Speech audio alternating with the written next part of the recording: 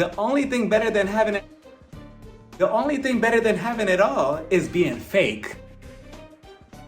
Hey everybody, welcome to my channel. I'm Raphael and I'm here to review episode 10 of the real fake Housewives of Beverly Hills. We start the episode off right where we left off at Sutton's money event in her backyard. Lisa, she was just done asking Sutton, so Sutton, were you talking bad about my new best friend forever, Diana Jenkins, who I might throw underneath the bus for next season if she comes back onto the show? Were you talking bad about her? And do you also call her a soulless person and a motherfucker? Because you're right, I just want to make sure. So Sutton, she's just like, yeah, me and Diana, we got into it at Garcelle's birthday party for some reason, but I'm not sure why. I was just trying to be relatable to her and share experiences, and then all of a sudden everything went left. So then here comes Miss Little Halloween, Kyle Richards. She jumps in and she's like, wait, I just feel like the whole situation went left with Sutton because Diana, she didn't really buy your apology. She thought that it was phony. So then that's when I had to also step in because I also thought it was phony, Sutton. And I'm like, Kyle, who died and made you the queen of policing what is or isn't phony on the show all of a sudden? Because season after season after season, you let your friends get away with anything on the show, and now all of a sudden Sutton's apology is too fake and too phony for you, and you transform into Wonder Woman and you're like, you know what? I need to stop this apology from being phony. I'm on my way to fight crime. Whoosh.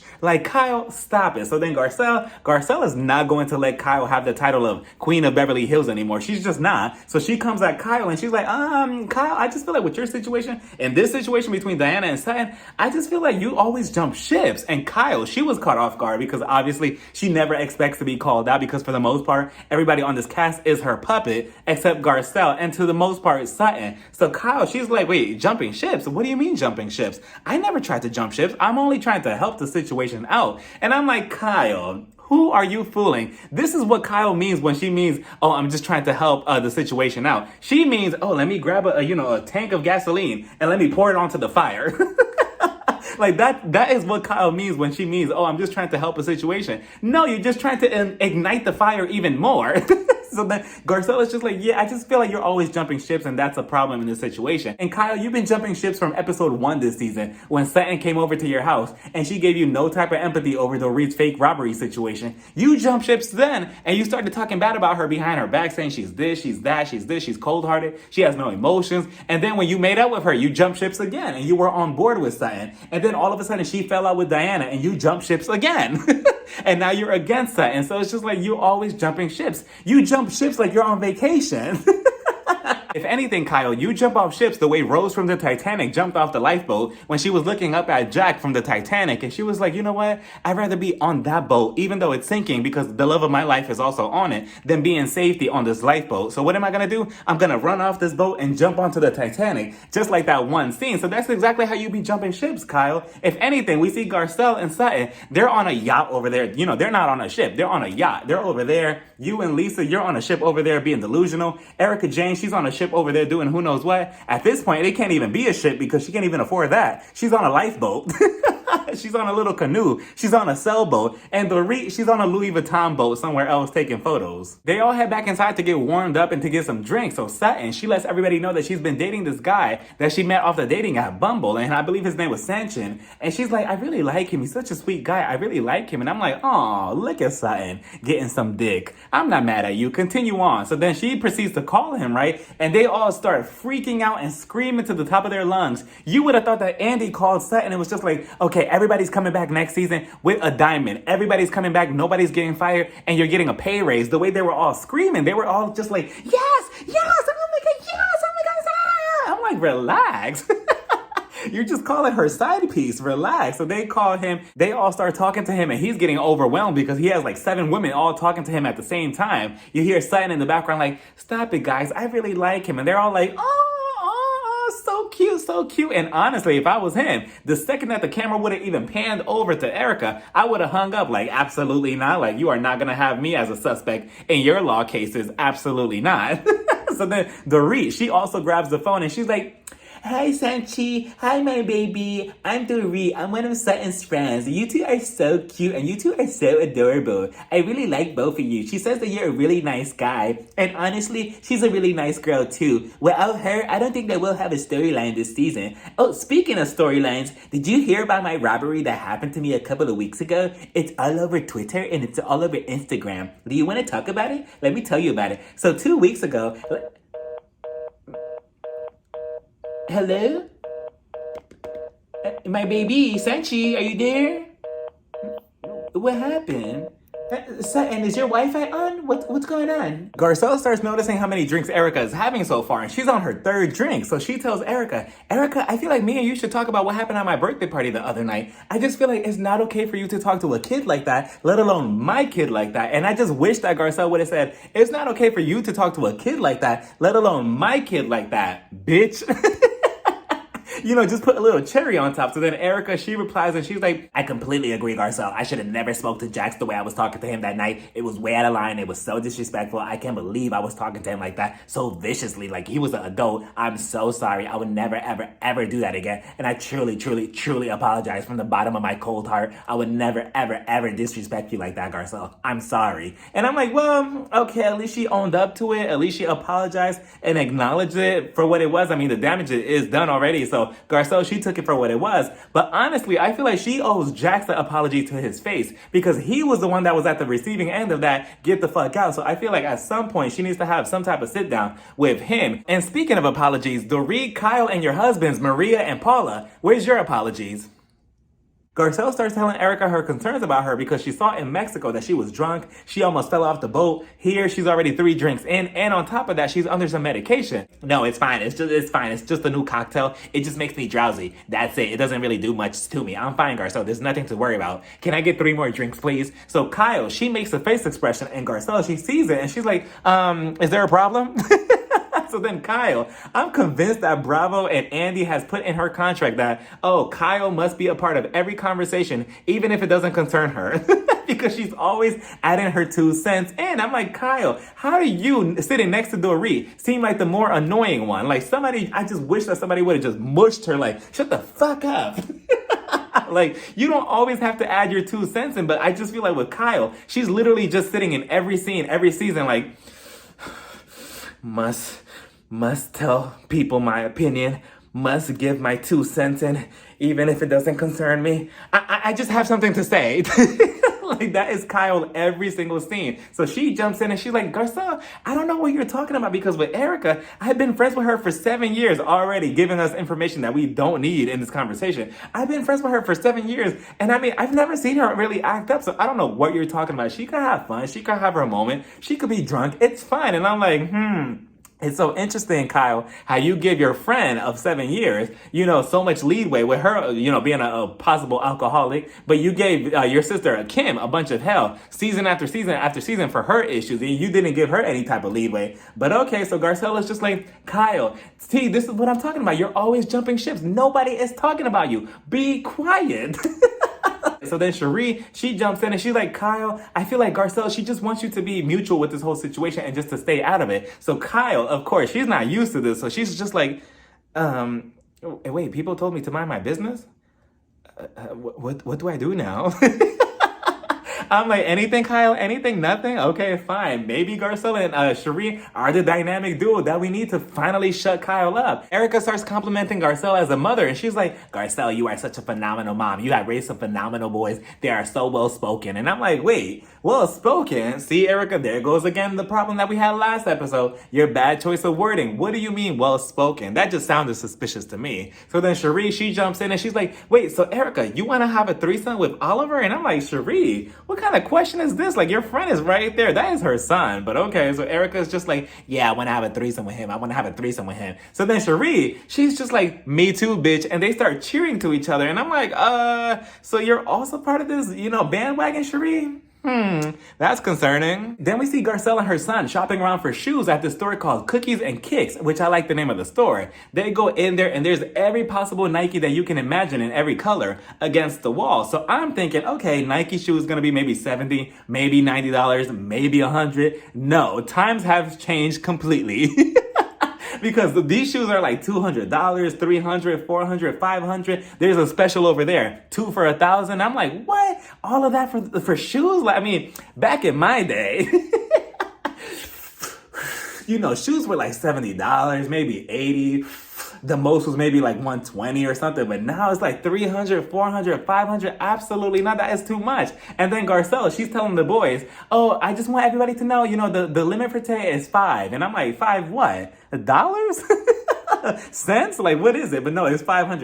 And I'm like, wow, I mean, must be nice. For me, the most that I spent on shoes was maybe $160. And looking back on it, it probably wasn't even worth it because the shoes, I don't even have them anymore. And they were hideous looking back on it, honestly. The most that I would probably spend now will maybe be $200 on shoe. Anything above that, that's pushing it because I don't know. If I'm going to be spending like $500 for shoes, those shoes better come with a pair of legs attached to a man ready to take me out on a date.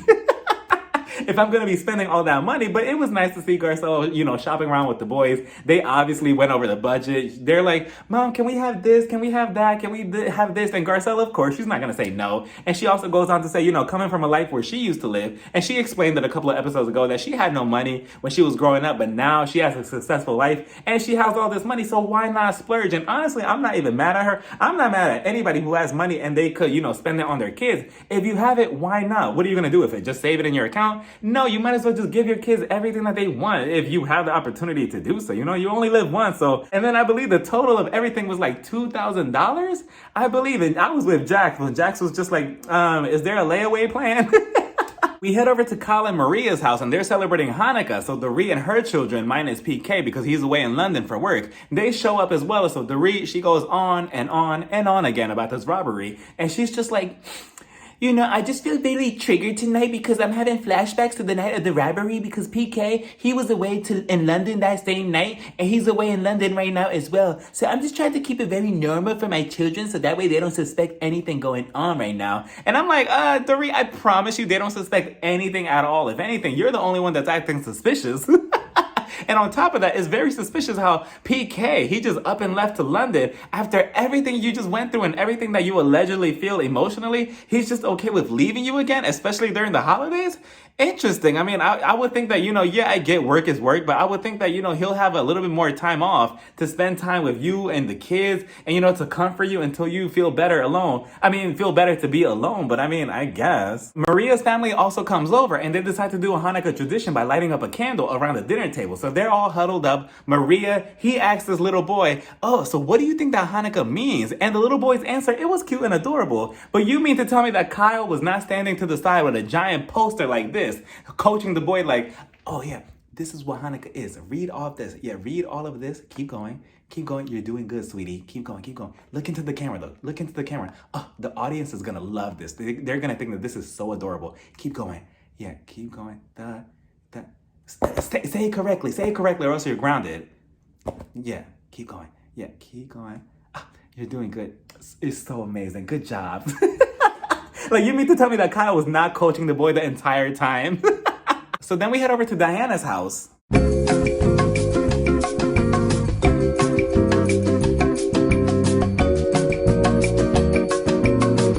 Next, we see Kyle meeting up with Cherie and Garcelle for lunch at this restaurant, and it was so interesting to see this dynamic because obviously Garcelle and Cherie, they're a duo together. Kyle, she has nobody in this scene, and that's what I'll be so interested to see moving forward on the show. If they recasted everybody and they just left like maybe Cherie, Garcelle, Sutton, maybe Crystal, and Kyle, and maybe like 2 newbies or like 3 newbies, and replaced everybody else, how would Kyle fend for herself then without her minions doing her dirty work? I'll be so curious to see. Cherie lets them know that she met up with Sutton at her store to talk about everything that Lisa had told Sutton, saying, oh yeah, Diana, she still feels some type of resentment towards you, even though she apologized to your face. Sutton, she's confused about it. She's like, wait, I thought we squashed everything. What's going on? Garcelle, she brings up Erica next, and she's like, I'm not saying that I want to burst her bubble or say that she can't have fun or let her hair down and just get loose or whatever. I'm not saying that, but I'm just saying, maybe she's just drinking a little bit too much and then she's on these medications, and I just feel like it's a little bit too much, and I feel like we're seeing all these red flags of a possible alcoholic and we're not doing anything to stop it. So then Kyle, first of all, Kyle's just like, well, I have experience with, having an alcoholic in my family. Then they flash back to that scene of her and Kim 10 years ago in the limo. And that gave me chills. I didn't expect it to just pop up out of nowhere on the screen. And she goes on to say, well, the medication, I understand, I take those type of medications for this, for that, for this.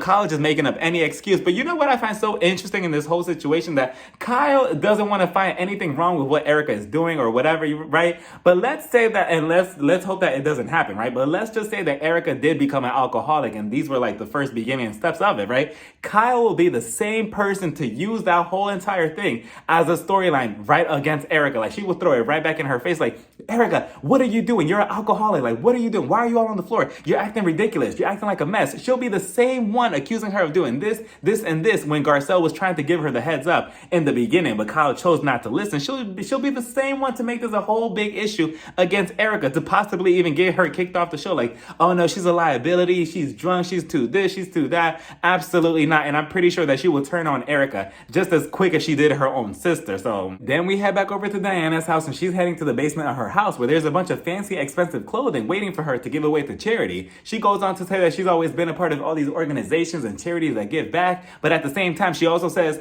oh yeah, I give back, but sometimes I don't know where they're giving back to. And I'm like, okay, that's a smart business decision, but okay. She also goes on to say that all her friends are celebrities. She knows a lot of famous people. And then they put a picture up of her and Lady Gaga, and I'm like, wait a minute, so who exactly is Diana? Because I didn't know who she was prior to the show, but obviously she must have been important in the social scene where she has all these celebrities around her, and she's in front of Lady Gaga at a dinner table. Like, how does that happen? Next thing you know, Erica Jane, she walks in like a kid in a candy factory, and she's just like, wow, I can't believe this. Wow. Hey, Diana. Hey, how are you? Mwah, mwah, mwah. Wow, look at all this. Look at all these shoes and clothes. Wow. Look at is this Louis Vuitton? Is this Prada? Wow. You think I could take this? I'm just kidding. Unless you're serious. Wow, look at this shirt. Wow. This is my size. Wait. Is this a size medium? Wow, that's my size too. You think I should try it on just for, like, the funnies? I'm just kidding. Wow. So it's so nice. Wow, really nice. Wow, I'm sorry. I'm drooling a little bit. And if I was Erica, I would have moved a little bit smarter in that house, because as soon as Diana was licking her lips or talking or whatever, I would have been like, yeah, continue. Tell me about your childhood. Go ahead, tell me about your childhood. Look away for a second though. Yeah. Wow, really? Wow, that's so tough. That must have been hard. Tell me about your ex-husband. What happened with that? Yeah. Let me see. A size medium. Yeah, keep talking. Yeah. Wow. Really? Wow. Really? Wow. That's so empowering. I really respect you. I would have been taking everything and just putting it in my shirt. Like, you're not gonna know about this. But no, she was just like, I don't need any of this.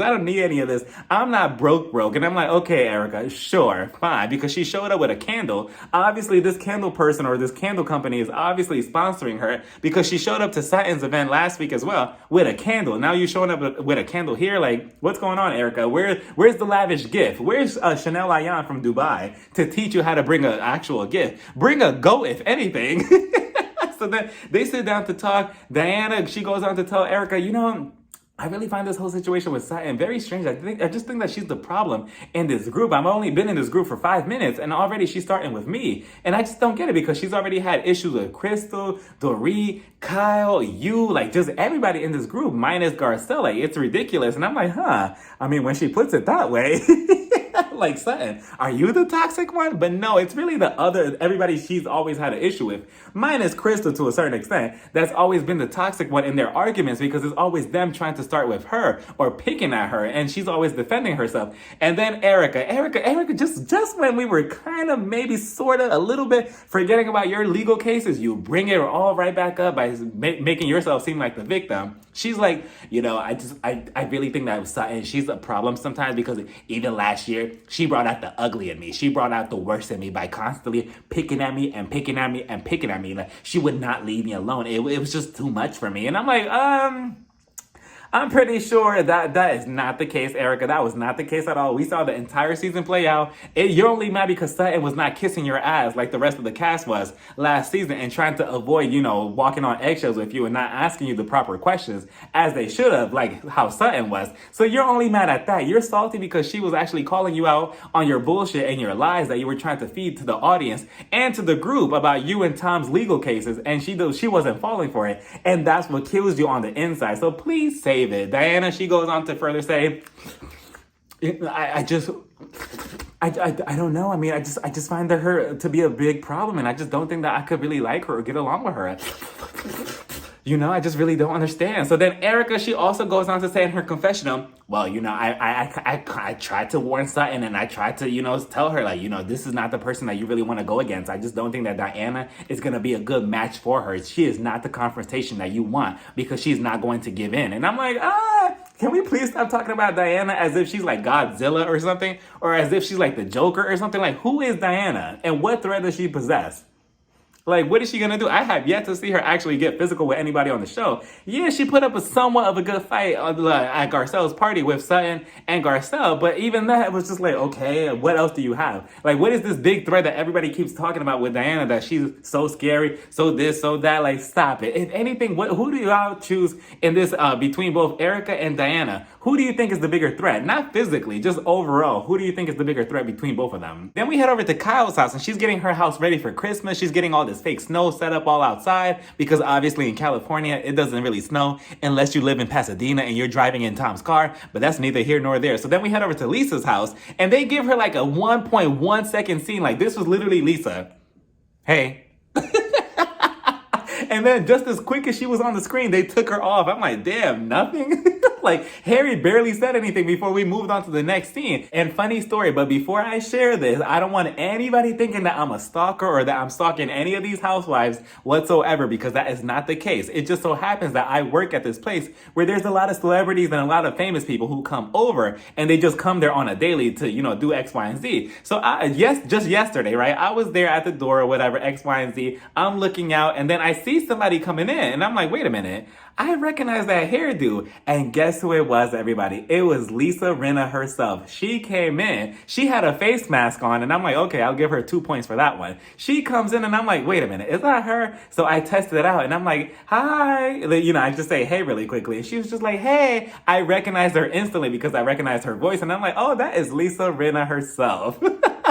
Like, who are you fooling? I can see right through you. So she went in there, she did X, Y, and Z, and then the person I was with was just like, oh, I like her hair. And then I quickly remember what Brandy told her at the reunion, like, oh, you wear the same hairstyle for 20 years. So I told them that. I was like, yeah, her hairstyle, that's what she's mostly known for, or her iconic look, because she's worn it for like 50 years. And they were like, really? And I'm like, yeah, that's a thing. And they made fun of her on the show for, because they didn't watch Housewives. And then she was leaving. We said goodbye again, and that was that. And she went on her way, and that was it. That was our little interaction. But I just wanted to share that little moment because I was shocked that Lisa Rinna was actually in front of me. I'm like, wow, that's really her. And she's just like how she is on the show. She looks just exactly like how she does on the show. Like, she's still like, all fun and everything, like high energy. She is exactly like that in person from what I observe. We finally get to this one-on-one meeting between Diana and Sutton for the 100th time, because Lisa had told Sutton, yeah, after the whole apology situation between you and Diana told me that she still doesn't really like you like that. So I don't know what to tell you. Sutton, she wants to get to the bottom of it because she wants to know, wait, what's going on? We just apologized to each other at Garcelle's party. Why is she still rehashing this, and why doesn't she like me? So they show up to this restaurant. Diana, she's waiting for Sutton. Sutton, she gets there, and not even 2 seconds in, and Diana, she's already ready to fight, because Sutton, she gets there and she's like, hey Diana, how are you? How's your tongue? Diana's just like, so what are we doing? I'm like, absolutely not. Those are fighting words. If I was Sutton, I would have been like, we could go outside. Like, if you want to do something, I'll take a 2-on-1. I could take you and your tongue. We could go outside and fight, because you are not going to, just talk to me like that. Like, say, oh, what are we doing? Like, first of all, relax. I haven't even ordered any appetizers or a drink. Let me get some breadsticks first. So Sutton, she sits down and she's like, okay, well, I just want to know what's going on between me and you. I thought we were BFFs. I thought we followed each other on Instagram again, and we added each other on Facebook. What's going on? Now I heard that you told Lisa that you don't like me anymore. What's going on? So Diana, she's just like, I just feel like with you, Sutton, calm down, bad boy. I just feel like with you, Sutton, it's just like, you make everything about you, and I just don't really vibe with your energy like that. Like, we could be cool, kind of, but I really don't like you like that, honestly. Like, I just really don't. So then Sutton is just like, but I just don't understand what your issue is, because I was just trying to be relatable to you at Garcelle's party, talking about my miscarriage, but then you tried to poke fun at me with that, and then they played exclusive footage from that scene from that night of Garcelle's party that we didn't get to see in that episode, when when Diana, she took it to a whole new low because she told Sutton that she was crying after Kyle had manhandled her. And she was just like, oh, you're going to talk about your miscarriage again? Oh, you mean the baby blue eyes? I'm like, wow, Diana, wow, wow, wow. And Sutton, this is exactly what I keep telling you over and over and over. I have been telling you this for the past 4 episodes already. Diana is one of those people that you have to get low down and dirty with, and you have to really take it to a whole new low with when talking to her and when dealing with her, because that is the type of game and that is the type of dirty game that she likes to play in arguments. She likes to like just, throw these low blows, and that's exactly what you have to do. You need to stop with all this ABC 1, 2, 3 rhyming shit that you have going on every episode when you're confronting this woman. You see her try to bulldoze you every single time, and you just allow it. You're like, wait, but I wanna play jump rope with you, and I wanna play Play-Doh with you. Like, why are we not best friends? Like, you need to also get out of that mentality of everybody on the show being your friends. Stop it. Like, I get Sutton, like, she just wants peace around her. She wants everybody to be best friends with her. I get it. I understand. Blah, blah, blah. But no, there is no type of way of being friends with a person like Diana, specifically like her. Like, after she just said everything about your miscarriage and poking fun of you and saying, oh, you're making all of this about you. You're making this about you. You're making it this about you. You still willing to give her a chance and still be friends with her? Like, no. Again, the same applies for Kyle Richards. You could have been ended that friendship, but yet you choose to continue doing it. I'm assuming so. It's because of the show, obviously, because you have to be a cast, you have to film with each other, but no, there has to be some type of boundaries at some point, even if you are filming on the show. Like, yeah, we could be cordial, but you could be like at a distance from over there. We don't have to hug or do all of that. So then Diana, she goes on to say, if you really believe that I hugged you and it was all genuine, I'm not sure why. It was all fake. Sutton, again, she's pretending like she's shocked. She was like, what? Like, what do you mean it's fake? Like, I thought it was genuine. And again, that may be her innocence, and she may genuinely think that people just really have good deep down inside them. But no, some people are trash, Sutton, unfortunately. But Diana goes on to say, yeah, I was being fake. I'm not sure what she was getting out of that. I'm like, okay, that makes you look cool. How? But okay, if anything, you just look stupid because you're admitting to her that you were being fake. But instead, why were you not real in the moment and just say, don't touch me or don't hug me? Because you were putting up a good fight by saying, yeah, stop touching my leg, stop touching my leg. And I did side with Diana on that part when she said, you did provoke me by starting the whole conversation off by saying, oh, well, why are you here at this party? Because anybody else, yeah, if Sutton was to approach you and ask those type of questions, I'll say the same thing. Like, who the fuck are you? You're not my nurse. You're not my doctor. Stop questioning me on shit if you're not, doing anything on my body. So leave me alone. I'll give her a point for that. And that's the only point that she gets. Because after that, she completely loses me because she goes off the rails and she goes on to say that, yeah, I'm fake. You shouldn't be believing all my hugs. Sutton, she feels hurt about it. And she's like, well, I'm a good friend. I know that I'm a good friend. And that's another thing that also makes me cringe about Sutton, I'll never really fully be on board with this whole Sutton train. Like, I only give her a pass just because she's Garcelle's friend. And that's the only thing. But other than that, I'm always just like, yeah, Sutton, okay, because she's always just saying she's a good friend. She's good this, she's good that, she's good. A good anything doesn't have to always promote it out there. Like, you don't always have to say, oh, I'm a good this, I'm a good human, I'm a good human. Like, of course you'll say that about yourself. You're not technically going to say, oh, I'm a bad friend. Nobody says that about themselves unless you really are a shitty person. So then Diana was trying it because she was just like, yeah, to you, to you, you're a good friend. Yeah, allegedly you're a good friend. I'm like, Diana, absolutely not. Because if I was Sutton, I would have, all those glasses, they had like 20 million glasses on the table. I'm like, there's only 2 people here. But if I was Sutton, I would have grabbed the wine and tossed, okay, I'm leaving. I'll see you at Kyle's Christmas party. Because no, they just kept going back and forth. It reminded me of the Real Housewives of Atlanta when it was Phaedra versus Cynthia. And Cynthia was just like, win a case. It reminded me of the same tone. But then Sutton just kept going back, I'm a good friend. You are not going to take that away from me. I'm a good friend. She just kept saying, all these positive vibes about her. And then again, Diana kept contradicting her. She's like, yeah, to you, allegedly, to you, you're a good friend. To you, you're a good friend. And again, if I was Sutton, I would have slapped the Gucci hat off her head really quickly, like with a quickness. And I would have left. But then Sutton, she's obviously getting pissed off. And she's like, you know what? It's whatever. You're gonna take my whole miscarriage story and my situation in my life and you're gonna make it a joke and you're gonna say, that it's not real or whatever, blah, blah, blah. I'm not gonna put up with this anymore. And what do y'all think? Do y'all think that Sutton is really trying to make this about herself? I mean, I can see how some people do that because I have a tendency of doing that to people by mistake. I don't know. I just feel like she was really just trying to connect with you, Diana. But obviously this is just not the case and they just let it go at that. Sutton is just like, you know what? I'll see you at Kyle's party. That's that. It is what it is. She gets up and she walks away and she leaves Diana with her tongue, and that's that. But again, I don't know. I don't know about you, Diana. I don't know about you either, Sutton, because Sutton, I want to say, why are you surprised? Because this isn't surprising to any of us because we all saw it. Like, why would you even try to befriend a woman like her? Let alone Kyle Richards. It always goes back to Kyle. So that's your fault. I mean, again, she knocked you out like, what, 2 times already this season? She came at you like twice already, like a couple of episodes ago, and yet you're still trying to befriend her. That's that, everybody. The next episode, we see the grand return of Kathy Hilton. Clap if you care.